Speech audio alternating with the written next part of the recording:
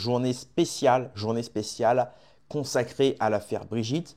Comme vous le savez, il y a eu le procès qui s'est déroulé hier et avant-hier, dans lequel on a donc 10 personnes qui se sont retrouvées victimes finalement de Brigitte, puisqu'elle a porté plainte contre ces gens-là, euh, pour cyberharcèlement. Donc dedans, il y a Amandine Roy, on a déjà fait une vidéo sur elle. Il y a Zoé Sagan, qui s'appelle Aurélien Poisson, et d'autres personnes voilà, qui ont, même des no-name, hein, même des gens des no-name, hein, carrément, hein, simplement pour avoir retweeté une vidéo qui parlait de Brigitte, qui se moquait de Brigitte. Enfin voilà, on est vraiment dans un scénario digne de la Chine ou de la Corée du Nord, quoi, hein, ou de la Russie. C'est voilà, c'est un tel, il a retweeté telle vidéo et hop, on te met les menottes, garde à vue, perquisition, procès dans 3 mois. C'est littéralement ça. C'est digne des régimes autoritaires ou enfin qu'on nous vend comme autoritaires, mais on ne sait même pas si là-bas il le serait autant. Je ne sais même pas si en Russie il y a quelque chose de ce genre-là qui s'est passé ou qui s'est produit. Enfin bon. Et c'est aussi le problème, c'est que les gens disent oui, mais tu penses vraiment qu'Entrax, si tu parlais de la femme de Poutine comme ça, tu pourrais en parler librement sur ta chaîne YouTube? Bah oui, mais je veux dire, au bout d'un moment, quand l'État français ne fait que nous mentir, partout, hein, sur la picouse, sur les conflits mondiaux, sur les déclarations des soi-disant dictateurs, quand on nous dit que Poutine veut envahir l'Europe, détruire la France jusqu'à Brest, alors que lui, de son côté, quand on regarde les images russes avec la traduction russe, il dit les gouvernements européens disent que je veux envahir l'Europe pour vous faire peur et pour vous piquer du fric. Voilà, voilà ce qu'il dit. Donc c'est assez marrant. Et puis surtout, voilà, Poutine, il ment pas sur sa femme. Poutine, il n'a pas rencontré sa femme quand il avait 14 ans. Poutine, il n'a pas acheté les médias via des... Enfin, il a pas donné l'accès aux milliardaires de pouvoir acheter des médias pour pouvoir mentir sur son image présidentielle. Parce que c'est ce qu'a fait Emmanuel Macron, hein. Il faut comprendre, hein. Les milliardaires ont acheté les médias et la presse.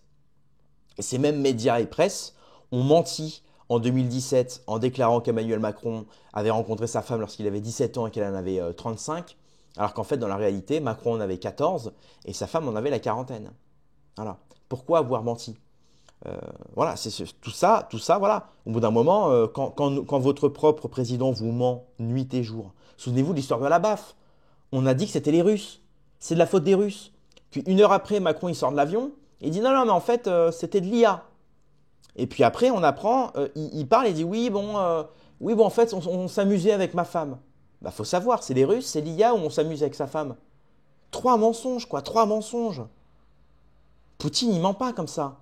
Kim Jong-un, il ment pas comme ça. Donc non, je suis désolé. Oui, dans ces pays-là, on dit, on ne basculera pas dans de la rumeur pareille, ou si rumeur, si bien que c'en est une, peut-être. Pourquoi? Parce que finalement, ces gens-là ne mentent pas. Parce que c'est des vrais hommes. Poutine, c'est un vrai homme. Il ment pas. Voilà. Il est honnête. Et puis, il se prend pas des gifles par sa femme en sortant de l'avion quand les caméras sont braquées sur lui. Excusez-moi. Excusez-moi. Voilà. C'est la honte internationale. Je vous jure. Bref. Donc, c'était avec cette petite introduction que justement j'introduis la vidéo. Donc, aujourd'hui, on va parler de la fille de Brigitte, Tiffaine Ozière. Elle-même, d'ailleurs, on a des suspicions qu'elle sortirait avec Cyril Hanouna. Mais bon, souvenez-vous de la photo chez Paris Match qui avait été prise par Best Image. Best Image, société de paparazzi qui appartient à Mimi Marchand, rachetée par Xavier Niel. Xavier Niel qui sort avec une des filles de Bernard Arnault. Une des filles de Bernard Arnault qui habille sur mesure Brigitte Macron. Brigitte Macron qui a eu comme élève dans un lycée privé les 2 fils de Bernard Arnault. Oh, mais tiens, comme le monde est petit. Non, mais bon, voilà. C'est pour vous dire, hein, ils nous prennent vraiment pour des. euh, ils nous prennent pour des sots, quoi. Voilà, ils nous prennent pour des sots. Alors, on a un témoignage exclusif de Tiffaine Ozière. Tiffaine Ozière, fille de Brigitte Macron, est à la barre à propos du procès justement de l'affaire Brigitte pour cyberharcèlement et raconte les souffrances de sa mère face aux rumeurs de transsexualité. Je cite. Je tenais faire état de ce qu'est sa vie que depuis qu'elle vit ces attaques. J'ai vu concrètement les dégradations que cela a engendrées. Elle est contrainte systématiquement dans ses tenues, ses postures. Elle sait pertinemment que son image va être utilisée, mise au service de ses théories. C'est quelqu'un qui subit en permanence des attaques. Il n'y a pas une semaine où il n'y a pas une personne qui lui parle de ça, y compris de manière bienveillante, en la plaignant. Elle ne peut pas faire abstraction dans sa vie toutes les horreurs qu'on entend, pas une seule journée. Elle a appris à vivre avec ça. Ce qui est dur, ce sont les répercussions sur ses enfants, ses petits-enfants, dont l'un qui a 12 ans, qui est au collège et qui entend ta grand-mère est ceci et cela. C'est vrai que c'est pas facile. Ma mère dit qu'elle ne sait pas comment faire pour que ça s'arrête, pour que ça s'arrête, excusez-moi. On peut parler de réelle dégradation de ses conditions de vie. Elle n'a rien demandé et subit des attaques en permanence, alors que toutes les actions qu'elle mène sont en faveur des autres. En tant que mère, en tant que femme, je ne souhaite cette vie à personne. Fin de citation. Et la personne précise que la salle est pleine de monde. Donc, moi, j'ai deux choses à dire. De une, tout ça, voyez bien, prouve une chose, notamment, je cite le passage, il n'y a pas une semaine où il n'y a pas une personne qui lui parle de ça. Donc, ça veut dire que tout le monde est au courant. Pourquoi les médias n'en parlent pas? Pourquoi la télé n'en a jamais parlé? Pourquoi dans la presse écrite, on n'entend jamais parler? Dans le monde entier, tout le monde en parle. Candace Owens fait des podcasts de millions de vues. La BBC en parle. Des chaînes chinoises en parlent. Il y a des reportages russes qui en parlent. Tout le monde en parle. La France n'en parle pas. Pourquoi? Parce que même si les médias mentaient à propos de cette affaire-là ou surprotégeaient Brigitte, au moins ils en parlent. Pourquoi ils n'en parlent pas? De un. Alors que là, on le voit, proportionnellement parlant, tout le monde est au courant. Tous les Français sont au courant. Mais dans les médias, on entend parler de quoi? De l'invention géniale de l'Europe d'avoir mis un bouchon qui s'accroche à la bouteille. Voilà. Et on ne parle pas de l'affaire Brigitte. Bon. Heureusement qu'on a des médias alternatifs qui invitent Xavier Possard pour en parler, qui invitent des personnalités autour de l'affaire Brigitte, ce que TF1 ne fait pas par exemple. Pourquoi TF1 n'invite pas Xavier Poussard? Il fait un débat Xavier Poussard versus Brigitte. Voilà, c'est ça la démocratie, excusez-moi, hein, c'est ça. Hein. La définition même de la démocratie, c'est ça. Hein. C'est on écoute la majorité. La majorité pense que Brigitte est un homme. Si Brigitte est persuadée que c'est l'inverse, puisqu'elle sait qui elle est quand même, on va la croire. Et bien dans ce cas-là, qu'elle le prouve. Et ça, c'est mon deuxième argument, c'est la deuxième chose que j'avais à dire. Tout ça s'arrêterait si elle faisait une chose, un test ADN. Parce que pour le moment, toutes les preuves qu'elle a fournies, par exemple, le procès face à Natacha Ray, le frère de Brigitte est venu au procès. Et il s'est présenté avec une carte d'électeur, qui normalement n'est pas valable. Puisque pour rentrer au tribunal, vous devez avoir une pièce d'identité, un passeport ou votre permis de conduire, je crois. Je crois. Mais pas une carte d'électeur, puisque c'est facilement falsifiable. Or, lui, il a réussi à rentrer dans le procès, au tribunal, avec une carte d'électeur. Pourquoi? Bah ouais. On demande des photos de Brigitte enceinte, elle n'en donne pas. La seule photo de Brigitte, soi-disant Brigitte, quand elle avait une douzaine d'années dans un collège privé catholique, grâce à l'IA, à l'intelligence artificielle, on s'est rendu compte que cette photo, c'était une photo de sa fille. Pourquoi nous a-t-elle été vendue comme une photo d'elle-même, de Brigitte? Mensonge, mensonge, mensonge. Eh oui. Donc au bout d'un moment, c'est normal que tout le monde y croit et que tout le monde vous en parle, Madame Brigitte. Je vous parle à vous, Madame Brigitte. Sincèrement, je vous le dis sincèrement. Si au bout d'un moment, vous ne donnez pas les preuves, parce que là, c'est pas simplement une rumeur bête et méchante que tout le monde oublierait. Là, on parle quand même de votre image, de votre CV, de votre passif. Pourquoi il y a autant de trous dans votre CV? Pourquoi il y a autant d'incohérences? Et surtout, pourquoi vous ne répondez pas à toutes ces incohérences? C'est tout ce que demande le peuple français. Il réclame réponse à ces questions. Et c'est normal, vous le savez, l'être humain, il est comme ça, il aime bien avoir des réponses à ces questions. On se pose des questions tous les jours sur la vie, sur la mort, sur le après la mort, sur le après la vie, sur le avant la vie, sur qui sommes-nous vraiment, sur qui allons-nous devenir, etc. Et forcément, quand on a une question à laquelle on n'a pas la réponse, on fouine, on cherche. C'est humain. Donc tout ça s'arrêtera le jour où vous présenterez une photo de vous enceinte, un test ADN et une preuve scientifique. Or, aujourd'hui, je rappelle quand même que la preuve scientifique que vous aviez dit sur la BBC à voir rapporter au tribunal américain, l'a refusé.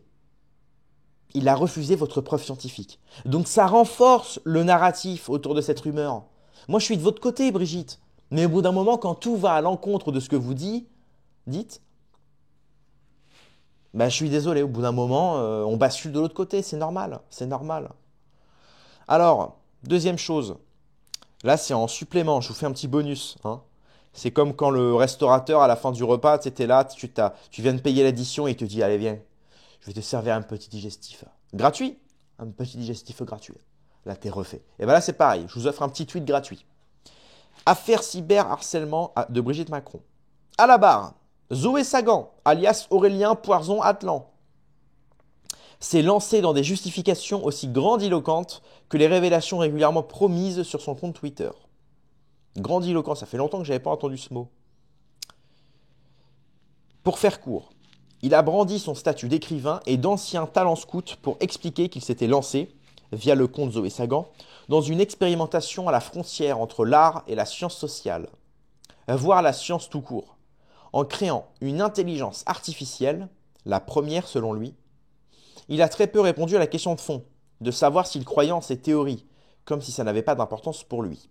La théorie donc à propos de Brigitte. Sa démonstration, assez pédante et confuse, mais applaudie par de nombreux spectateurs présents dans la salle, n'était pas très claire. On pouvait avoir l'impression qu'il maniait des termes plus ou moins complexes pour noyer le poisson, se déresponsabiliser et étaler son ego d'artiste qu'on sent très grand. Il a expliqué que le personnage de Zoé Sagan, qu'il dissocie de ses agissements à lui, aurait été propulsé par des personnes proches de Brigitte Macron, comme son ancien directeur de cabinet, et qu'il aurait eu des échanges avec Tiffaine Ozière, en fait, le strict minimum de la politesse selon elle. Donc là, on y apprend, attendez. Il a expliqué que le personnage Zoé Sagan aurait été propulsé par des personnes proches de Brigitte Macron. Alors, il faut revenir sur le mot propulsé. Qu'est-ce que c'est? Quand il dit propulsé, c'est que les personnes de l'Élysée ont eu accès au compte ou que propulsé parce qu'elles ont mis en avant ses agissements, en parlant de lui, en le relayant ou... Là, c'est un peu flou. Effectivement, c'est assez flou. Voici un aperçu des notes prises pendant l'audience. Je suis écrivain, j'ai créé un personnage. C'est une IA, l'instigation d'un nouveau genre, l'infofiction. Ouais. C'est vrai que moi, le conte Zoé Sagan, j'aimais pas trop, mais pas mauvais. Et d'ailleurs, un jour, j'ai fait, pour vous prouver que Zoé Sagan dit... En fait, il s'accroche surtout à des rumeurs et à des infos de première minute. J'avais fait une vidéo, il y a 2 mois et demi, dans laquelle je révèle un dossier sorti en 2017, 2018-2017, dans lequel on apprend qu'Emmanuel Macron aurait probablement acheté une villa, la villa d'Al Orfa, je crois, quelque chose comme ça, d'Al Orfa au Maroc, via des comptes, a priori des comptes cachés. Je balance l'info comme ça, c'était un article de R, sourcé, tout ça, hein. Mais la question c'était la signature sur le bail. On ne savait pas si c'était une vraie ou une fausse. Donc toute la question était là-dessus. J'ai relayé ça, donc c'était une affaire de 2018. J'ai relayé ça sur ma chaîne en 2025. Et 2 jours après, Zoé Sagan sur le compte Lia Sagan dit vous n'êtes pas près de l'info que je vais sortir quand les Français vont comprendre que Macron a acheté une des résidences les plus chères du Maroc. En fait, il avait dû voir ma vidéo et il s'est dit je vais faire un tweet à propos de ça. Donc là, je me suis dit, c'est parce qu'à chaque fois, on voit des infos liées à Sagan, on ne sait pas d'où ça sort. Et là, je me suis dit, c'est bizarre. Je fais une vidéo sur Macron et le Maroc. 2 jours après, il fait un tweet sur le Maroc et Macron. Je me dis, ah ouais, en fait, il reprend juste des infos qu'il a vues sur Internet et il balance des tweets. Et comme il est un peu connu, ça prend. Je vous laisse avec ça. Bref. Pour publier mon livre, j'ai été aidé par le cabinet noir d'Emmanuel Macron qui m'a mis à pied à l'étrier pour publier mon premier livre. C'était une satire appréciée par l'Élysée. Les rapports se seraient ensuite distendus parce que son livre aurait finalement été pilonné par son éditeur. Je n'ai pas le sentiment de cyberharceler Madame Macron. J'ai juste mis en avant des éléments ostracisés par la presse traditionnelle, ce qui là n'est pas faux, hein. Quand on apportait des informations supplémentaires de ce que les médias, eux, ne veulent pas, les médias traditionnels ne veulent pas mettre en avant, C'est pas du cyberharcèlement. Pour moi, du cyberharcèlement, c'est quand vraiment tu cherches à nuire à la personne. Je suis pas sûr que l'IA Sagan euh, cyberharcèle. On n'est pas dans ça. L'audition de garde à vue a duré 3 heures. Je devais aller chercher mon fils à l'école. Puis 30 heures après, à nouveau interrogatoire de garde à vue, avec les mêmes questions qui ne servaient à rien. Sauf qu'on est sale et on pue. C'est dans le top 3 des traumas de ma vie. Ça a été d'une violence inouïe. Ah ouais. Je ne savais pas que Fait et Document appartenait à Alain Soral. Je n'ai rien à voir avec lui. Ah là là, le caleçon sur les genoux, hein, l'IA Sagan quand même. Attention, hein. Oh là là. Ah bah oui, non mais évidemment, ça c'est le truc, hein. S'il disait, bah oui, bien sûr, je sais que Fait et Document, ça appartient à Alain Soral, j'adore. Ouais, non. Moi, non, mais on sait que l'IA Sagan, il adore Alain Soral, mais il peut pas dire publiquement devant les juges qu'il apprécie Alain Soral. C'est compliqué. C'est compliqué pour lui. C'est comme mon procès face à Cro-Blanc, hein. Cro-Blanc, j'en parle, je ferai une vidéo là-dessus d'ailleurs pour parler un peu plus du procès maintenant que je peux. Euh, Cro-Blanc, enfin son avocat est malin. Il a en premier lieu, dans la présentation, il y a marqué Kentra est un vidéaste proche d'Alain Soral, dans lequel il fait des vidéos avec lui, proche d'Ivan Benedetti. Il a cité tous les noms, tu sais, qui permettent au juge de me faire passer pour, tu sais, pour la peste noire, pour Voldemort. Comme ça, pour être sûr de bien m'enfoncer, tu vois. C'est vraiment le côté vicieux de son avocat, enfin de son ancien avocat, parce qu'il a changé. Bref. Et là, c'est pareil, tu vois. Tout de suite, c'est tu dois te désarmer. C'est non, non, j'ai rien à voir avec Alain Soral, vous rigolez. Tu sais, c'est comme Nuremberg, quoi. C'est Nuremberg. Mais je n'ai rien à voir avec le nazisme, vous rigolez. Vraiment, c'est ça, hein. Je suis du côté de Juan Branco. Je suis de gauche. Et maintenant, on m'accuse d'être antisémite, de complotisme, d'extrême droite. Faut arrêter, je n'ai aucun lien avec ces gens. Alain Soral me traite de PUTO, me traite de, ok, depuis des années. Vous voyez? J'avais dit quoi?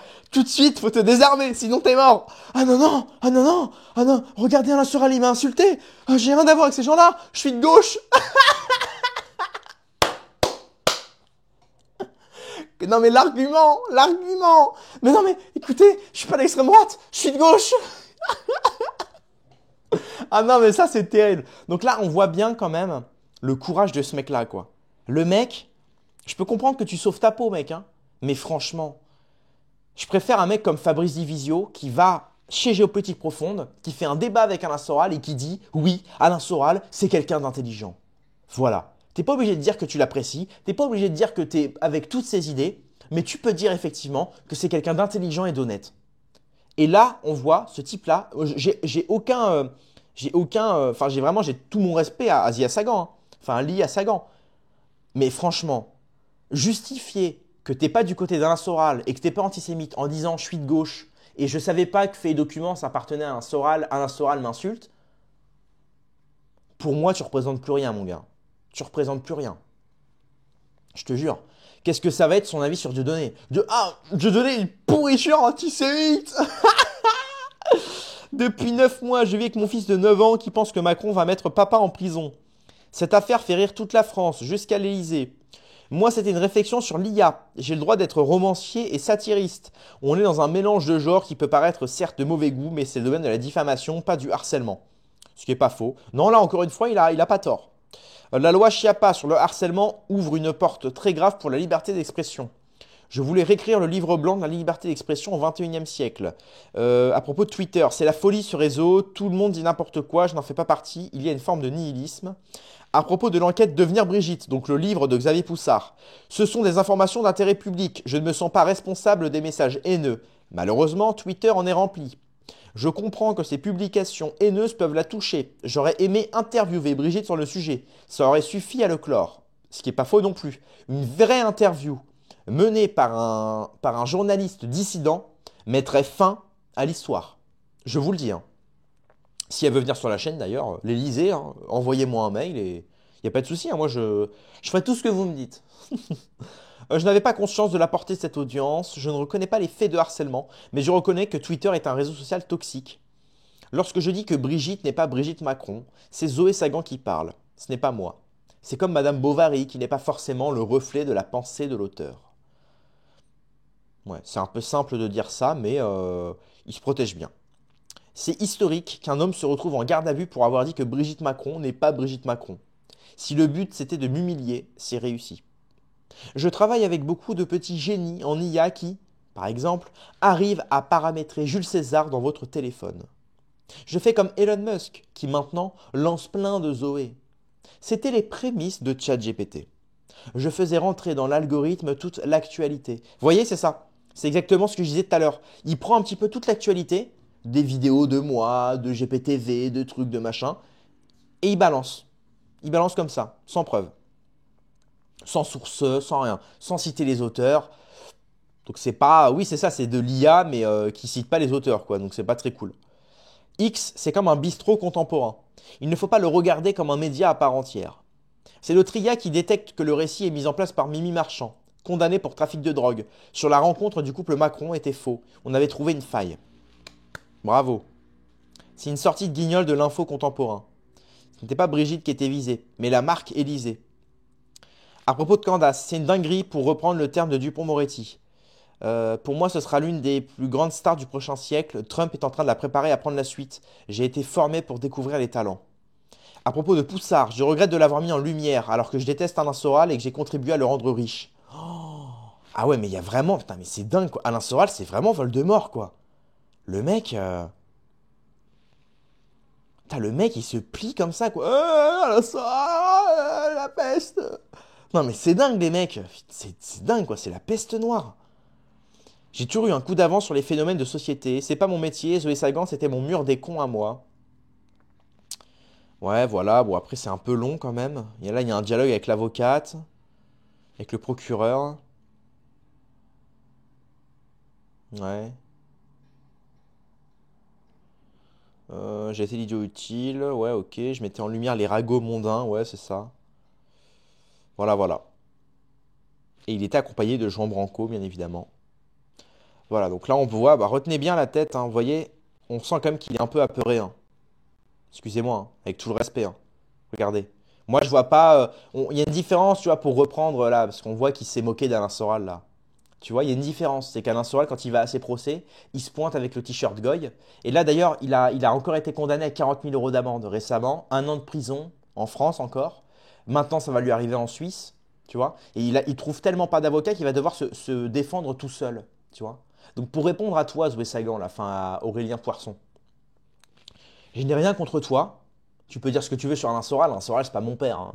Mais cracher sur Alain Soral comme tu l'as fait dans le procès, finalement pour te sauver en fait, hein. C'est pour sauver ta propre peau, tu vois, tu es prêt à marcher sur les autres. Et ça, dans le camp dissident, et ça, dans les médias alternatifs, on n'aime pas ça.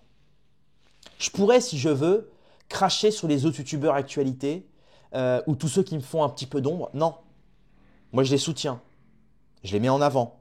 J'ai pas peur. Des fois, je parle de GPTV, je parle du média en 442, on se soutient. Parce qu'on est tous face à l'ennemi principal qui est la Macronie. Parce qu'aujourd'hui, c'est elle qui nous embête, c'est elle qui nous perquisitionne, c'est elle qui nous traque, c'est elle qui nous appauvrit, c'est elle qui pourrit l'atmosphère sociale en France, qui politise tout. C'est elle. Et c'est le seul ennemi aujourd'hui.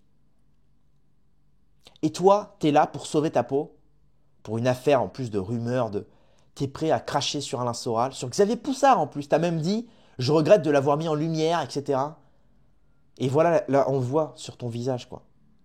Je veux pas être méchant envers toi, encore une fois, j'ai rien contre toi, mais il y a une différence. Soral, quand il vient à ses procès, il est acclamé, il vient avec le t-shirt Goy, il se porte droit. Toi, regarde, t'es comme ça, t'as les yeux, on voit que t'as peur.